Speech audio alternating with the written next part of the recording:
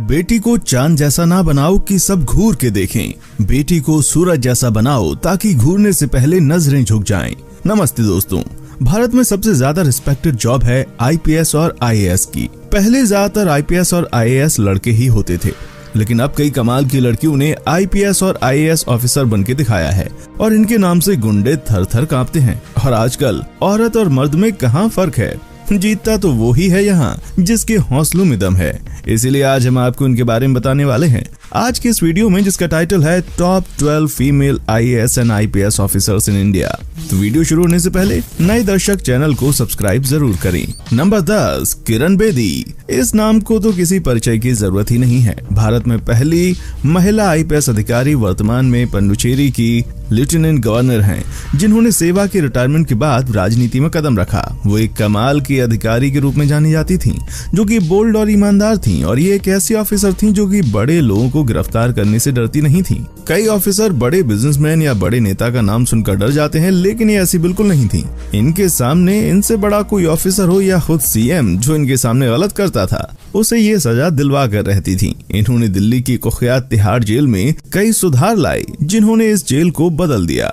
1994 में इनको Ramon Magsaysay पुरस्कार भी मिला। वो यूनाइटेड नेशंस के जनरल सेक्रेटरी के पुलिस सलाहकार बनने वाली पहली भारतीय महिला भी थी। वाकई में इन्होंने कई लड़कियों को मोटिवेशन दिया था अपने सपनों को पाने के लिए। जब ये आईपीएस बनी थी तब लड़कियों को ज्यादा पढ़ाया नहीं जाता था। Number 9, Nirupama Rao.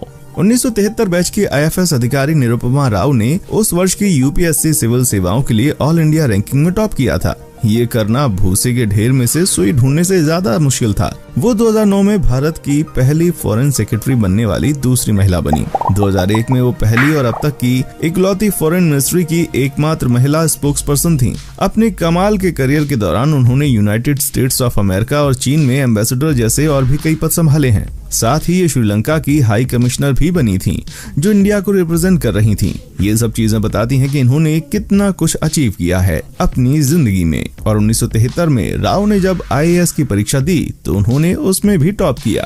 Number 8, CB मुथाम्मा।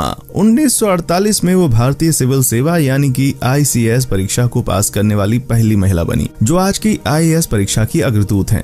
वो पहली महिला आईएफएस अधिकारी और भारत की पहली एम्बेसडर थी। उन्हें हंगरी में एम्बेसडर नियुक्त किया गया था। उसे एक ऐसे सिस्टम के खिलाफ लड़ाई के लिए याद किया जाता है जिसने जेंडर इक्वालिटी को बढ़ावा नहीं दिया था। आईएफएस सूची में सबसे ऊपर होने के बावजूद उसे एक वचन पर हस्ताक्षर करने के लिए बनाया गया था कि वो शादी करने पर इस्तीफा दे देंगी। वो भारतीय विदेश सेवा में महिला अधिकारियों के खिलाफ निहित पूर्वाग्रह के खिलाफ एक योद्धा थी। उनको जब अपने जेंडर के कारण प्रमोशन के लिए अनदेखा किया गया तो उसने सरकार को पिटीशन दी और अपने मामले में उन्होंने विदेश सेवा में कई मुद्दे उठाए जो महिलाओं के लिए भेदभावपूर्ण थे। इस मामले में परिणाम स्वरूप नियम बदल दिए गए और अब महिला आईएफएस अधिकारियों के लिए शादी करने से पहले अनुमति लेना अनिवार्य नहीं है। अपने करियर के दौरान मुथम्मा को जेंडर इक्वालिटी के खिलाफ लड़ना पड़ा और कहा जाता है कि उन्होंने अपने बाद आई सभी महिला आईएफएस अधिकारियों के लिए रास्ता बना दिया, जिस रास्ते पर चलने के बाद कई महिला ऑफिसर्स आईं। नंबर 7, कंचन चौधरी भट्टाचार्य। किरण बेदी के बाद कंचन भट्टाचार्य भारत की दूसरी महिला आईपीएस अधिकारी थी। वो उत्तर प्रदेश के कैडर की पहली महिला आईपीएस अधिकारी बनी थी। वो एक राज्य की पुलिस डायरेक्टर जनरल बनने वाली पहली महिला आईपीएस अधिकारी बनी थी। जब उन्हें उत्तराखंड का डीजीपी नियुक्त किया गया, वो 2007 में अपने काम से रिटायर हुई थी और रिटायर होने के बाद वो राजनीति में शामिल हो गयी ताकि लोगों की और भी सेवा कर सकें। कंचन भट्टाचार्य ने 33 वर्षों से देश की सेवा की थी, जिसके लिए उन्होंने कई बार पदक भी जीते। उनके पुरस्कारों में 1989 में लॉन्ग एंड कमांडेबल सर्विसेज के लिए राष्ट्रपति पदक, 1997 में डिस्टिंग्विश्ड सर्विसेज के लिए राष्ट्रपति का पदक और 2004 में एक्सीलेंट ऑलराउंडर परफॉर्मेंस के लिए राजीव गांधी पुरस्कार मिला। ये तो बस कुछ के नाम हैं, ऐसे तो उन्होंने और भी कई पुरस्कार जीते हैं। वाकई में इन्होंने कमाल का काम किया था अपने करियर के दौरान। नंबर 6, अर्चना रामासुंदरम। ये तो आपके मानने के ऊपर है, लेकिन वर्दी का नशा भी किसी मोहब्बत से कम नहीं होता। जब ये नशा चढ़ता है तो हर एक नशा फीका पड़ जाता है और इसी वर्दी का नशा था अर्चना रामासुंदरम को। अर्चना रामासुंदरम भारत की नारी शक्ति का प्रतीक हैं। बहुत ही कम उम्र में अर्चना रामासुंदरम ने एक अभूतपूर्व पेशा विकल्प बनाया और भारतीय पुलिस सेवा में शामिल हो गयी। वो तमिलनाडु कैडर से ताल्लुक रखती हैं और पैरामिलिट्री फोर्स का नेतृत्व करने वाली पहली महिला आईपीएस अधिकारी हैं। पैरामिलिट्री मिलिट्री एक खास तरीके की आर्मी है जिसके सैनिक पत्थर जितने मजबूत होते हैं और किसी भी समस्या से बाहर निकल सकते हैं। अर्चना भारत में सेंट्रल पुलिस फोर्स की कमान संभालने वाली पहली महिला IPS अधिकारी हैं। वो देश में महिलाओं के साथ भेदभाव को समाप्त करने के लिए एक बहुत बड़ी कार्यकर्ता भी हैं। एक महिला पुलिस अधिकारी के रूप में उन्होंने महिलाओं के खिलाफ हिंसा को संभालने के लिए सबसे पहला इनिशिएटिव लिया था। 1999 में और 2006 के बीच मॉनेटरी अपराधों से पहचाने गए मामलों को देखभाल करते हुए उन्होंने सेंट्रल ब्यूरो ऑफ इन्वेस्टिगेशन की राष्ट्र की पहली महिला जॉइंट डायरेक्टर के रूप में भी काम किया। Number 5, B Chandrakala. लेडी दबंग के नाम से मशहूर बी चंद्रकला 2008 बैच की IAS अफसर हैं। उत्तर प्रदेश कैडर की ये महिला IAS अफसर यूपी के सबसे संवेदनशील जिलों में से एक मेरठ में DM रह चुकी हैं, लेकिन वहां पर भी ये किसी से कम नहीं पड़ी। इसके अलावा वो बुलंदशहर में भी DM रही। उनकी छवि एक ऐसी अफसर की रही जो समस्याओं के निदान के लिए सड़क पर ही अधिकारियों और ठेकेदारों से काम का हिसाब मांग लेती थी। वो अपने फेसबुक पोस्ट और ट्वीट से युवाओं में काफी चर्चित हैं, क्योंकि अगर कोई इनके सामने गलत करता है तो वो किसी भी हालत में बच नहीं सकता। ये सभी को एक समान ही ट्रीट करती हैं, चाहे फिर कोई गरीब हो या करोड़पति। ये सबको इंसाफ देना जानती हैं। तेज स्वभाव की वजह से चंद्रकला को कई बार प्रशासनिक कार्रवाई का भी सामना करना पड़ा है, लेकिन उन्होंने हिम्मत रखते हुए अपना काम पूरी ईमानदारी से और कुशलता से किया। वो फिलहाल ministry of drinking water and sanitization में डेप्यूटी सेक्रेटरी के पद पर कार्यरत हैं। चंद्रकला एक साहसी, ईमानदार और परिश्रमी अफसर हैं और लाखों युवाओं के लिए एक प्रेरणा है। नंबर 4, संजुक्ता पाराशर। इनका नाम है संजुक्ता पाराशर, लेकिन ये आयरन लेडी ऑफ असम के नाम से मशहूर हैं। संजुक्ता पाराशर 2006 बैच की एक मशहूर IPS अफसर हैं। संजुक्ता असम के सोनितपुर जिले में SP के तौर पर तैनात हैं। संजुक्ता पाराशर बोबो मिलिटेंट्स के खिलाफ चलाए जा रहे ऑपरेशन में मुख्य भूमिका निभा रही हैं। उन्होंने 15 महीने के कार्यकाल में 16 आतंकियों को ढेर किया था, वहीं 64 को गिरफ्तार किया। साल 2008 में उनकी पहली पोस्टिंग माकुमा में असिस्टेंट कमांडेंट के तौर पर हुई, जिसके बाद उदालगिरी में बोडो और बांग्लादेशियों के बीच हुई हिंसा को काबू करने के लिए उनको भेजा गया। संजुक्ता कई बार अपना सारा समय रिलीफ कैंप में ही निकालती हैं। वहाँ वो उन लोगों से मिलती हैं जिन्होंने अपना घर किसी हमले में खो दिया है। संजुक्ता सोशल मीडिया पर भी खासा एक्टिव रहती हैं और युवाओं को पुलिस ज्वाइन करने के लिए प्रोत्साहित करती हैं। नंबर 3, स्मिता सबरवाल।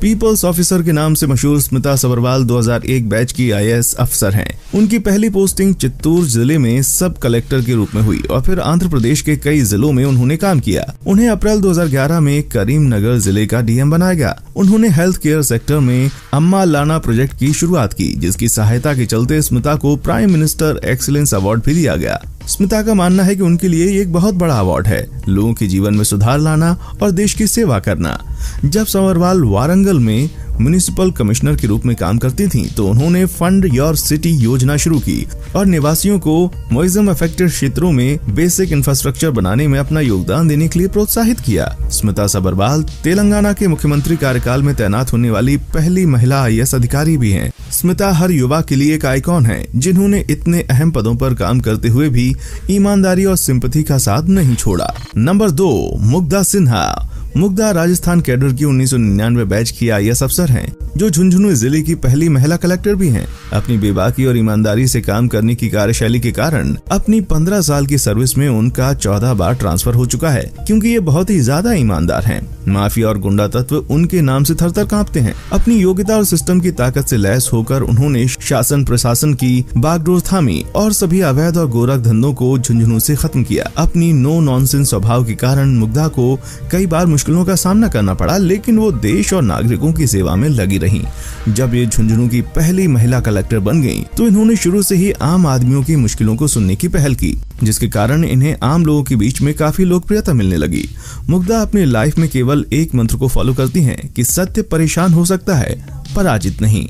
इस कारण मुग्धा ने अब तक अपने काम से समझौता नहीं किया। वो आज की युवतियों के लिए साहस और डिटर्मिनेशन का प्रतीक हैं।